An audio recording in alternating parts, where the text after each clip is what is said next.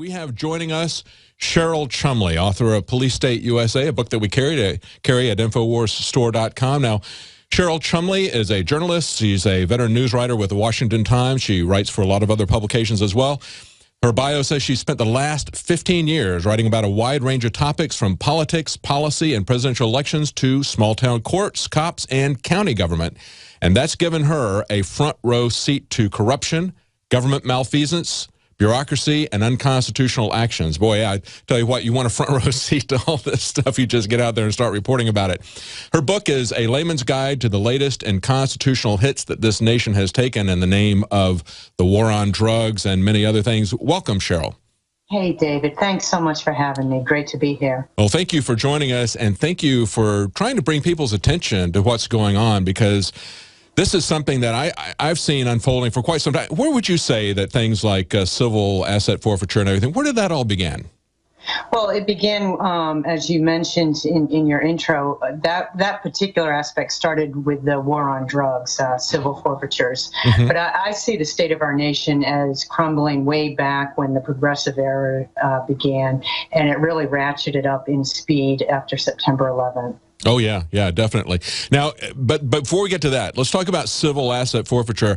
Unpack that for the audience a little bit as to what's really involved in that, because it really is kind of an Alice in Wonderland thing, isn't it? It sure is. Just to put it bluntly, civil forfeiture laws give police at the local level, state and federal level, the right to take your properties without due process of law. The way it works is police officers, they get an incentive from the federal government for confiscating properties done based on causes, suspicion of drugs, suspicion of certain crimes, and they get to keep those properties regardless of whether you are actually proven guilty or not in court. And what that does is it puts the victims in a position of having to go to court if they are innocent of the crime supposedly that the police officers pulled them over for. They are put in the position of having to go to court and prove their innocence to win back their properties. This is a $1 million business. It's turned police departments into cash cow machines, seeking out any cause to pull people over on the side of the road, confiscate their cash, their cars, their properties, their cell phones, and so forth.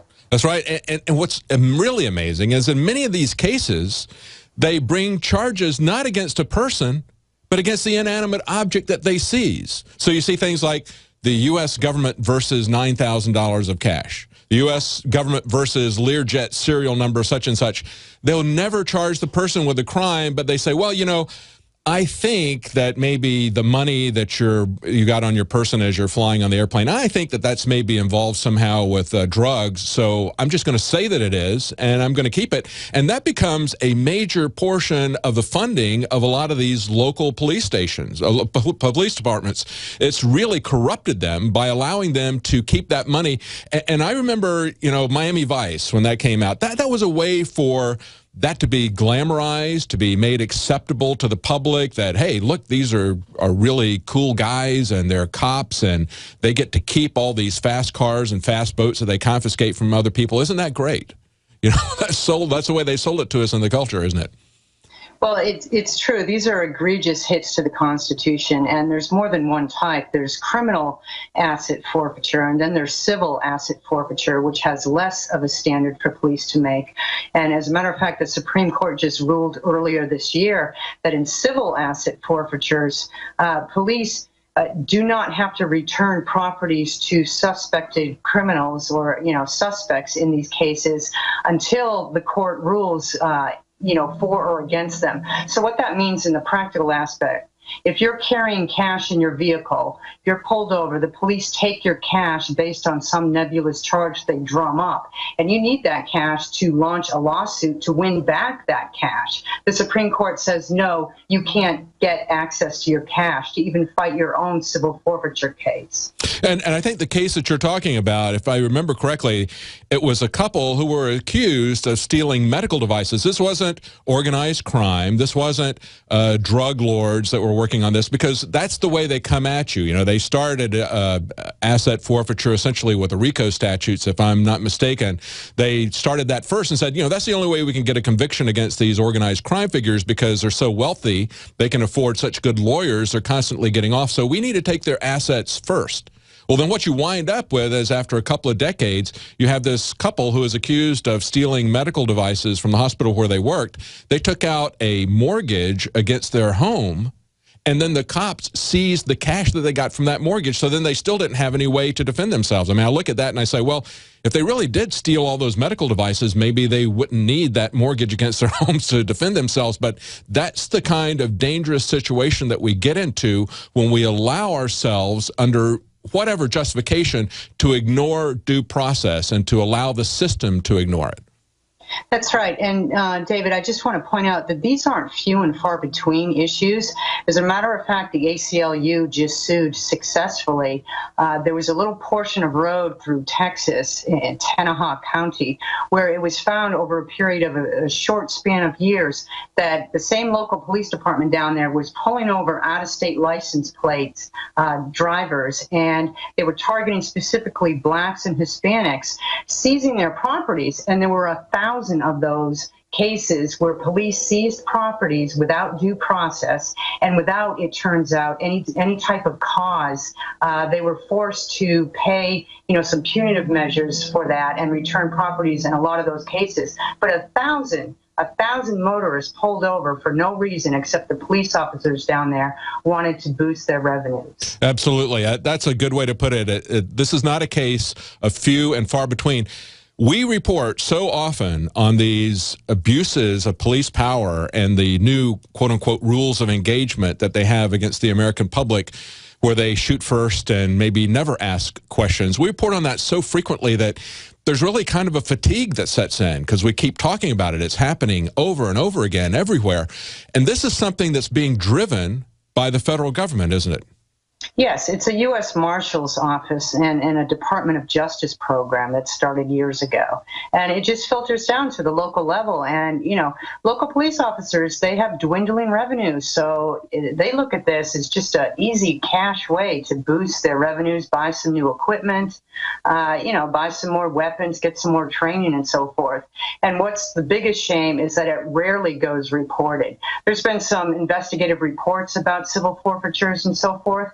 But by and large, these things are taking place in your backyard without your knowledge, because when police report them on incident reports, they're only reported as, they pull over a driver and it's a drug suspicion charge. So you don't really get the follow-up that people need to understand what's going on. We just had a couple of Supreme Court cases come out just before we went on air. The one where they said the police may not search smartphones without a warrant. And we also had a federal court come out and say that the no-fly list is unconstitutional because it violates our rights to due process. How do you feel about those two decisions? Do you think we're starting to turn in the right direction, and why? Well, I would say the cell phone one was a little bit of a shocker based on the 9-0 decision. It's very rare that the justice, any Supreme Court reaches a 9-0 decision, especially this, makeup of court justices. So I find that very heartening in this battle we have going on in our nation to turn back the cultural and political tide toward founding father intent. That's one case, and you mentioned the other one. I'm not as familiar as that one. But those are two cases out of, 2,000 that we have going on in the nation. So exactly. I guess if you put it in context of that, the battle's far from ended. They still make broad exceptions for all kinds of confiscations and searches that I don't think are in there. And when we come back from the break, I want to talk to you about the difference between rights and privileges, because we've seen this both from Hillary Clinton and the remarks that she made about a small minority who believes that the Second Amendment's about an absolute right, that they're terrorizing the majority of Americans. And we've also seen Justice Scalia say that, hey, the Fourth Amendment isn't absolute. If it were, the TSA couldn't do what it's doing. Hi, I'm Shane Steiner. A lot of you have been following my progress using Super Male Vitality. The last 19 weeks has been an incredible experience. I was feeling a little down and lethargic during the holidays, and none of the supplements that I was taking were doing any good. That's when my longtime friend from high school, Alex Jones, introduced me to Super Male Vitality. I was a little skeptical at first. Not only would I have the energy to work out and go to the gym, but it was actually the changes were happening to my body a lot more rapidly. My whole mood, my libido, everything had completely changed. The concentrated organic herbs, they stimulate your natural systems to produce the natural hormones that you need. I just really wanted to bulk up and hit it hard, and I went in for about the first 5 weeks and was lifting heavy weight and just really hitting it hard, and I gained 20 pounds of muscle immediately. Since that, I've decided I was going to lose some weight and slim down. I just changed up my workout a little bit, and 35 pounds came off. Folks, this is not a joke. This is not a gimmick, it's real. Super Male Vitality, available at InfoWarsLife.com. We're talking to Cheryl Chumley, author of Police State USA, a book that we carry here at InfoWarsStore.com, about the burgeoning police state and the impacts. And why do we have this? What have we lost in terms of the understanding of our Constitution, of our rights? What have we lost in those terms to even have something like the police state? And just before the break, we were talking about this Supreme Court decision, aired just today, just before we went on air, saying that police may not search smartphones without a warrant. And they're saying that cell phones differ in both a quantitative and a qualitative sense from other objects that might be carried on an arrestee's person. Now, unfortunately, the Supreme Court in many years past has given them a go-ahead to search wallets, purses, notepads, which I think I would include that under the Fourth Amendment. But certainly cell phones, as I said, are quantitatively and qualitatively different, a massive amount of information. I wonder if the Supreme Court justices are starting to realize that they themselves are prime targets for being blackmailed for surveillance. I mean, we've seen David Petraeus have to resign.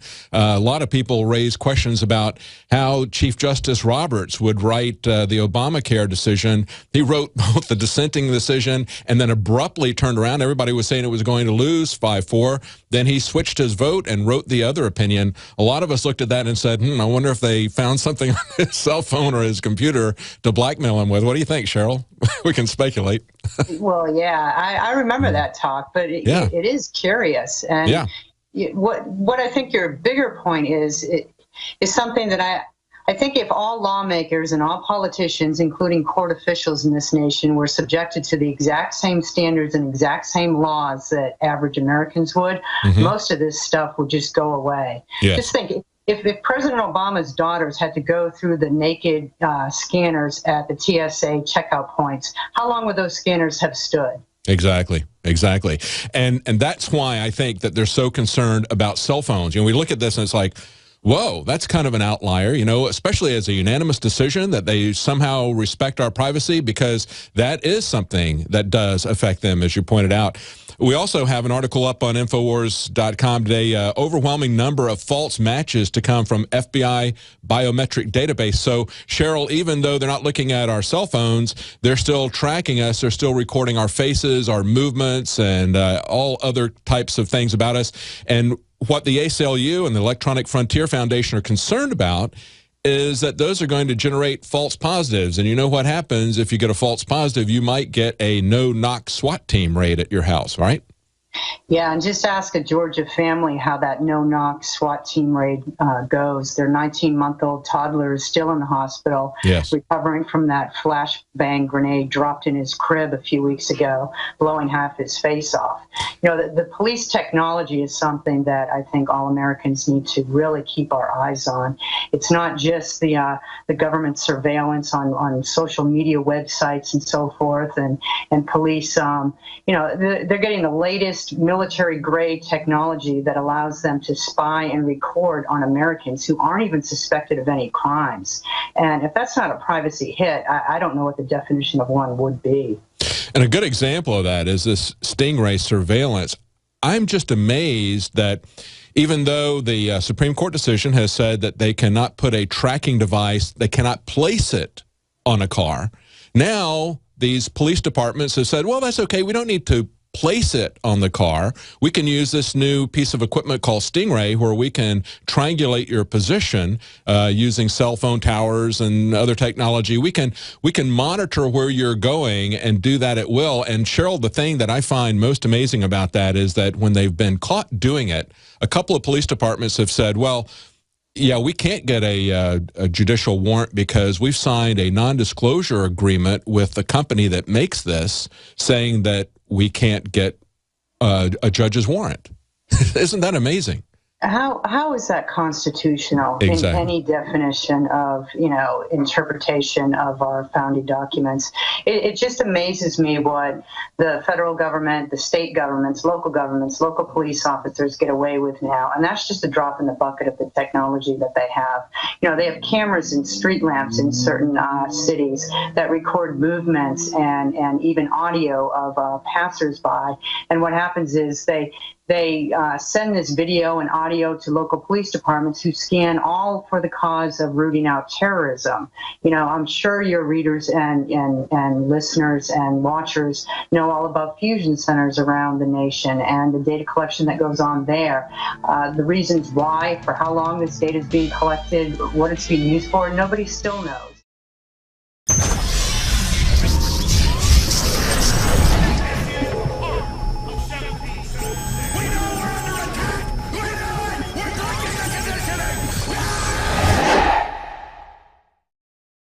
I'm David Knight, and I'm talking to Cheryl Chumley, author of the book Police State USA, How Orwell's Nightmare is Becoming Our Reality. And, of course, that's available at InfoWarsStore.com. And before I get back to Cheryl, I want to tell you that this hour of the Alex Jones Show is brought to you by My Patriot Supply. The collapse of the border and soaring meat prices make it clear that there's no longer any time to wait. You need to start getting prepared today. Go to MyPatriotSupply.com and check out their complete line of preparedness products. My Patriot Supply is the home of the Patriot Pantry line of emergency food storage. If you don't have food, you are no threat to the New World Order. They're counting on you to be ever-dependent slaves to their system of control, but you can fight back. You can establish independence for yourself and your family by securing your own private supply of storable food. And there's no better way to prepare than this Patriot-owned company. Alex has met with these guys and says they are the real deal, and I take Alex on his word because I know that Alex is the real deal. Visit mypatriotsupply.com/Alex for some special offers to listeners of this live broadcast. For limited time, they're offering additional discounts off their already low prices. That website again is mypatriotsupply.com/Alex. Now, Cheryl, just before the break, we were talking about the police state and what we can do to roll this back. And I think there's not an easy answer, is there? But you've got it on the back of your book. You say, our rights come from God and not from government. I think that's the key realization that people have to come to. That's exactly right. And to me, that's the biggest premise of my book. I don't beat people over the head with it, but, our nation was founded on that principle. That's what makes us the greatest nation in the world. Our rights come from God. They don't come from bureaucrats on Capitol Hill. And I think if people, first off, drilled that into their minds and into their hearts, then it would just result in this dramatic mindset change that sweeps the nation and will put politicians back in their place, their rightful role as servants of the people, their employees. And that includes the President of the United States. That's right. People are always looking for an easy fix, aren't they? They're always saying, well, we need to pass this kind of law or make this kind of change or get this person elected. And, the elections are pretty heavily rigged and they're pretty dishonest and slippery. I mean, just look at the thing with Thad Cochran yesterday. I mean, that doesn't do much to restore my faith in elections. But it's not that simple. There's not a simple fix of getting a person elected somewhere. There needs to be a fundamental understanding of people about the difference between rights and privileges, and also about their role in the role of government. It's just not an easy fix with an external thing. There has to be a massive understanding, a massive point of view change of the American people. That's exactly true. And I think that's why you also need to teach your kids the Constitution, because the school systems aren't doing it. At least that way, when you read the Constitution, it takes, a half hour. at least if you're aware of what the Constitution states, you can watch the evening news, read the daily newspapers, and see how far we've strayed. So at least you can know where the battle starts. So that's a core provision if you're trying to fight to turn this country back. You know, we've got an article today on Infowars.com about the overwhelming number of false matches that are going to be coming from an FBI biometric database we talked about earlier. Steve Watson article, and he quoted from a letter from the ACLU and the Electronic Frontier Foundation, and they said the capacity of the FBI to collect and retain information, even on innocent Americans, has grown exponentially. And this is the part that I like right here. It said, it's essential for the American public to have a complete picture of all the programs and authorities the FBI uses to track our daily lives and an understanding of how those programs affect our civil rights and civil liberties. And when I saw that, I bracketed that and I said, you know, that's what we're trying to do here at InfoWars. That's what I think your book is doing. We're trying to give people a complete picture of where we are, what we've lost, and the fundamental basis for what we had the government created for in the first place, and that is that we have certain inalienable rights that we possess from God as human beings, and that the government can't take those things away. That's right. They can't take them away unless we let the government take them away. Yes. And that's where we're fighting right now. And, you know, as things move farther left, as our next generation of children in public schools are taught that government is the solution to all, as our borders remain completely unsecured and we let people pour in this nation who have no concept of what a constitution republic is supposed to look like, you know, it won't be but a few years before the balance in this nation shifts. And, you know, making the case with political elections, it's going to be a lost cause. Mm-hmm. So, you know, you need to stop funding the main parties, teach the Constitution, and start some real grassroots swell to bring this nation back under control. And you know, it's not just the people who are coming into this country, the foreign people that are being left in, young people who are 13, 14, 15 years old, coming in without any concept of God-given rights. It's our own Supreme Court justices and people like Hillary Clinton who don't have any concept of that, or who know what it is and are trying to speak against it. As I pointed out before, Justice Scalia said, hey, you don't have any absolute protections under the Fourth Amendment. If we did, then the TSA couldn't be doing what they're doing to you in the airport. So here's a guy who's supposedly a strict constitutionalist, somebody who's supposedly a conservative, essentially sounding the same as Hillary Clinton on the Second Amendment. And of course, when Hillary Clinton says that people who hold viewpoints that rights are absolute are terrorists, she's essentially coming after the First Amendment as well. Yeah, you know, your quote that you just said about Scalia, if that's the best we got, then, you know, really, we're in a lot of trouble. We're in some deep trouble here. We are in a lot of trouble. It's going to be a hard fight. That's right. Let's go to a couple of calls. We open this up for questions. Hunter in Arizona. Hunter? Hey, David, great job today on the show. Thanks for taking my call. Thank you. What do you want to say? Have a question? Yeah, I just had a quick question. I'm going to throw it out there, and then I'll hang up and listen to your answer.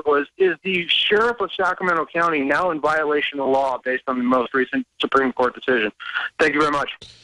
What he's referring to is the sheriff in Sacramento County using Stingray and other things. So, you know, now that we see that the Supreme Court says, hey, your cell phone is a qualitative and quantitative difference from other things that we've allowed to be searched when the people are arrested, but that's got too much information on it. That needs to be included in Fourth Amendment protections. So how does the NSA justify what they're doing? How do police departments that are tracking people with Stingray and other devices and monitoring people in many different ways, how do they justify that? What do you think, Cheryl? Is that going to create some kind of an opening here for liberty? Well, you know, the federal government is pretty skilled at making the case that it's all in the name of security, that they need to do all this spy technology to secure Americans from future terrorist threats. You know, against that backdrop, though, you can look at all the information that they've uncovered and all the spying they've done in recent years. It's not aligned with terrorism. There have been Capitol Hill hearings to show that some of these data centers set up around America in the name of combating terrorism don't give any, you know, worthwhile terrorist-related info at all. They've been using them more to fight crimes. So, you know, if people would be more aware of that it's not a battle of terrorism anymore, it's more used to to justify fighting crimes.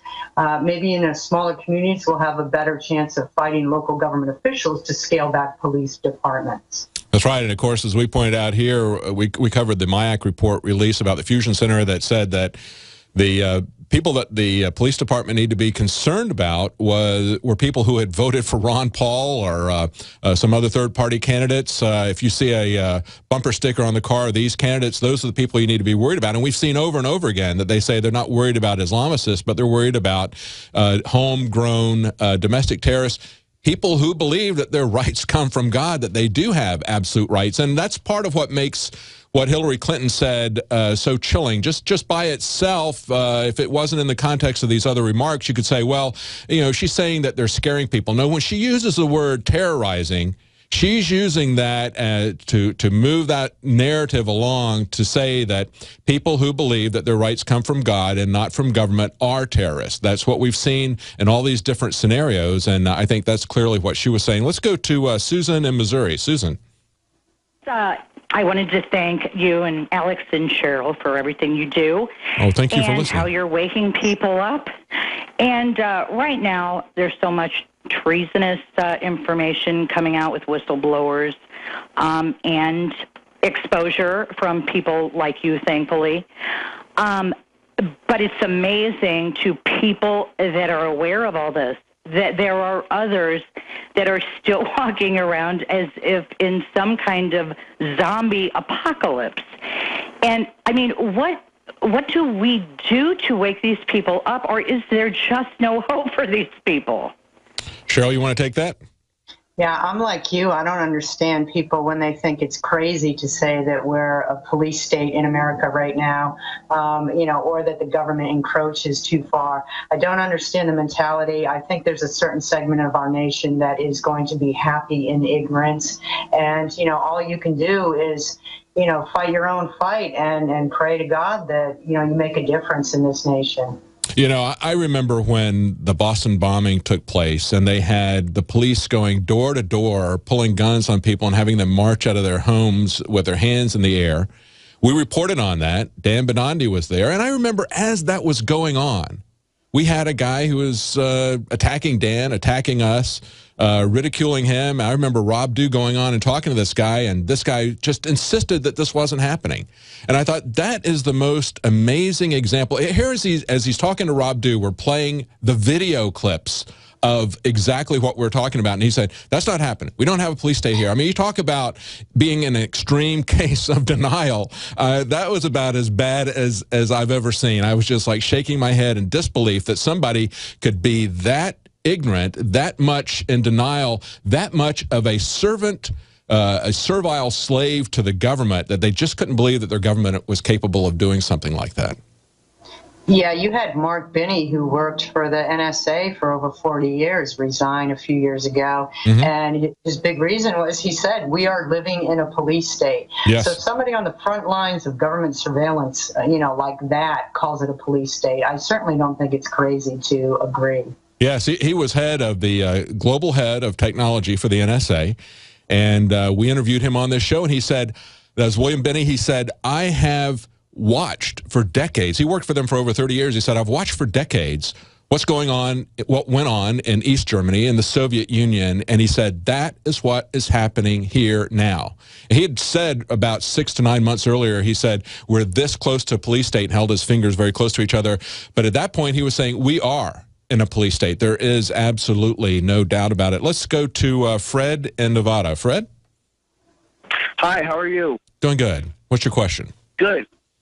My question is, how can the police department make an agreement with the Stingray device or the manufacturer?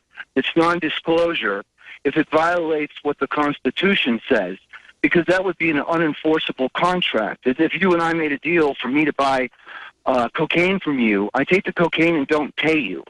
I mean, how are you going to sue me? It's an illegal contract to begin with. But it seems that the same laws that are supposed to apply to everyone in our country, including the president or a dog catcher, has changed. And when they're allowed to violate the law and not accountable for their actions, then you have what our founding fathers feared the most, and we become a country that has really become lawless. And I hate to use the term banana republic, but that's really what it's headed toward. But we're so much far ahead of. I think we're far more dangerous than a banana republic because our government is far more powerful. As I mentioned earlier in the program, the Asymmetric Warfare Group, when they were talking about supporting these different governments throughout the Middle East, they said if we're going to get involved in a counterinsurgency. Trying to put that down, how do we determine which of these governments are legitimate? And he said, well, one of the ways that you look at that is how much security do they need to apply in order to maintain stability? And by that yardstick, I would say that we are a banana republic. But Cheryl, what about accountability? What do we do to hold these police departments accountable? Well, police departments still have to go through local county governments and county boards for their funding. So you can certainly attend some of your local county and city meetings and make your case, petition your local representatives to rein in some of these police powers. There have been a couple of news stories in recent weeks that have shown people who do just that have alerted the county officials to some of these, police devices that they want to buy, and the city councils have said no and put a stop to it. So there is some action that Americans can take. Exactly. In a lot of places, I think what you're talking about, where they want to bring in MRAP vehicles into very small towns. I mean, close to where I live, there's a community just outside of Austin, and there's a body shop there that had this big sign up complaining about the deficit and how many trillions of dollars it was. And then I needed some body work done on my car. I looked them up on the internet, and they're bragging about how they donated a paint job to the police department that just got a new MRAP. And it's like, why does my small town need a mine-proof vehicle that they're using in places like Afghanistan and Iraq?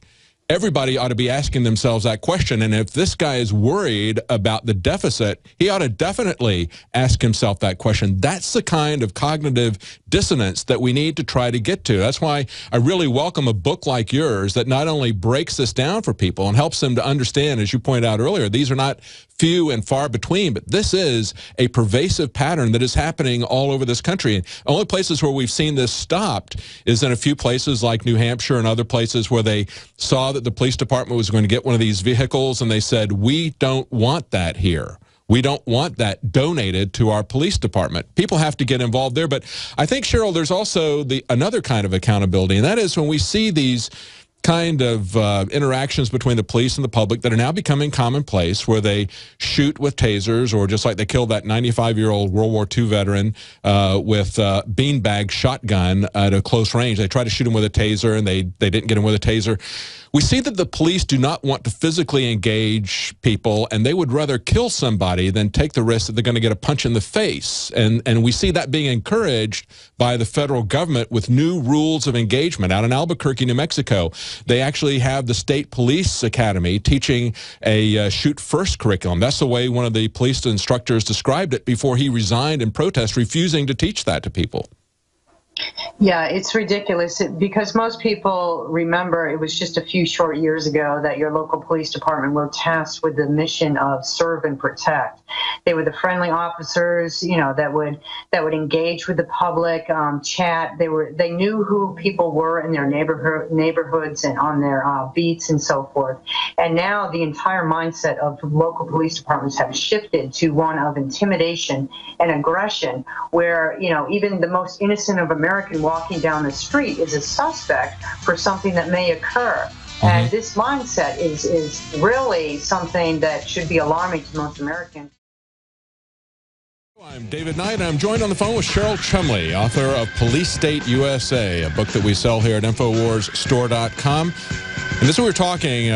I keep going back to this letter from the ACLU and the Electronic Frontier Foundation, talking about this new FBI biometric data system. And they said it's essential for the American public to have a complete picture of all the programs and authorities that the FBI uses to track our daily lives, and an understanding of how those programs affect our civil rights and civil liberties. That's very true. That's what this book is about. That's what InfoWars is about. We're trying to get people to understand what is happening, to get a complete picture of what's happening. And then to also understand, as she points out here, that our rights come from God, not from government. They're not privileges. They are, in fact, absolute. And if that terrorizes Hillary Clinton, then so be it. Because that's what our Constitution, what our Declaration of Independence says. We possess certain rights as individuals, and if we don't understand what those are and how they're being taken away, we are just going to become sheep for the system. We're taking some of your calls for Cheryl. Let's go to Gerald in Arkansas. Gerald, it says that you're a vet and you want to talk about the Constitution. Go ahead, give us your question. Yes, you guys are doing a great job. I am a full supporter of what you guys are doing, and it is an info war. Yes. You got to do your homework, and our rights come from God. And that's what it's not taught in schools anymore. You refer to I believe we need to quit referring to this as our government. It's a corporate government that the bankers control through the private Federal Reserve banking system. Now, you guys know all about that, but that's right. The average public doesn't, David and Cheryl. Now, the other thing that I have not seen brought up, I was fortunate. One of my tutors was a law barrister. The word barrister comes from common law. We're still under common law, but you won't see that taught. An attorney is not a lawyer. An attorney comes from the French word attorn. It means take from the people and give to the landowner. So to be a lawyer, a true lawyer, a barrister, you have to study common law and understand that our rights come from God through the common law that the Founding Fathers set up. Now, you can put this in your Google. I wish more people would do it. Under Uniform Commercial Code, 1-103:6 Common Law. It says common law is still in effect. We just don't see people educating themselves that you can bring a common law action, which actually trumps the statute commercial realm. Uniform. Do you want to comment? Do you want to comment on that, Cheryl? Talk about where our rights come from and how we get them back.